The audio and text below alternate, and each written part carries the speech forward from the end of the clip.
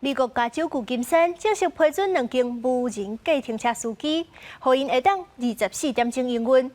支持者就认为讲，安尼较袂有驾驶起性地违规的问题。不过，这计程车驾驶嘛，真烦恼讲会影响到因趁食。旧金山律师凯撒琳·艾伦拍开轿车软体，无偌久，一台白色的捷豹自驾车就到伊的位置。开车门上车的时阵，高向伊挨刹子问好。I'm gonna push the button now and start the ride. Heading to parking lot. Please make sure your seatbelt is fastened. 无人的驾驶座顶悬，韩道路家己驶，顺行路放咧驶。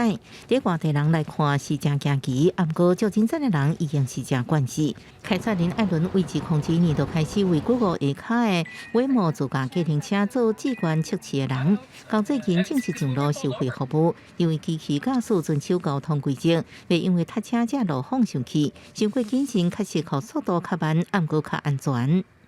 Do you have to say if I'm in a hurry, I'll probably stick with Uber? 另外一个旧金山居民史密斯第一摆试同样下骹的测试自驾计程车服务轿车，不过这台车不明原因坐一条较长的弯路5分钟的路，开10分钟才到位。沿路车顶有异地游戏和乘客消遣，可能是因为修路关系停伫较远的所在。史密斯对第一摆体验犹原满意，认为袂差，而且对因常常爱带囡仔坐车去读册父母来讲，真有帮助。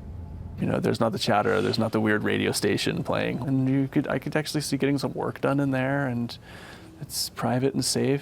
无偌久之前，威莫甲测试这2间无人计程车正式得到加州监管机构许可，用伫旧金山全市除了高速公路以外范围24点钟收费营运，高打算扩大到其他都市。